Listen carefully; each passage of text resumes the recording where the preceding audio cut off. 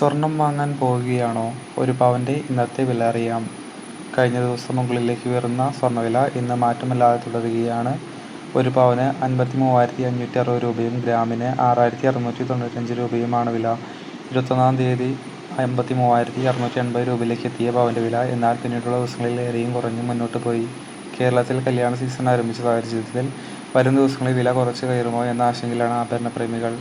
ഒരു പവൻ വാങ്ങാൻ ഇന്ന് സ്വർണ്ണാഭരണം വാങ്ങുമ്പോൾ പവൻ്റെ വിലയോടൊപ്പം പണിക്കൂലി, നികുതി, ഹാൾമാർക്കിംഗ് നിരക്കുകൾ മുറുകിയ നികുതി നൽകണം.